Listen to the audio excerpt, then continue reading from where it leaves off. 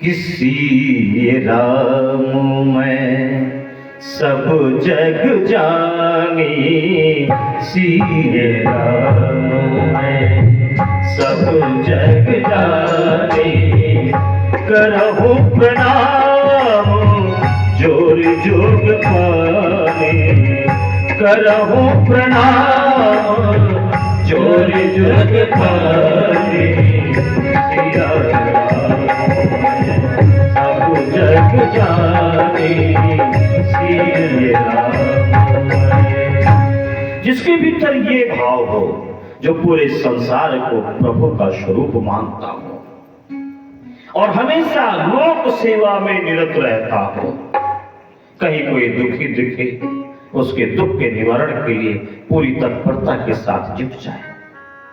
कहीं कोई भूखा हो, अरे बाबा मंदिर में भोग ना लगाया हो तो कोई अपराध नहीं है, लेकिन कोई भूखा व्यक्ति उसको भोजन न दे पाए ना, तो परमात्मा प्रसन्न नहीं होंगे।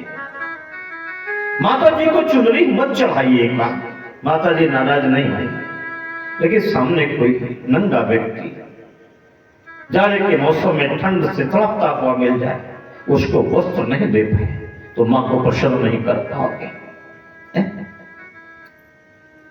आप एक बार भोलेनाथ को जल चढ़ाने में चूक जाइए, बाबा नाराज नहीं होंगे, लेकिन गर्मी के मौसम में प्यास से तड़पते हुए किसी व्यक्ति को देखो और उसे पानी न दे पाओ तो बाबा भोलेनाथ प्रसन्न नहीं होंगे। ध्यान रखना, भगवान भी कहते हैं अगर मेरी सेवा करना चाहते हो तो मेरी सेवा इस रूप में मत करो, नहीं साहब मेरी मूर्ति में आओ, मुंह में पेड़ा ठोस करके चले जाओ ना।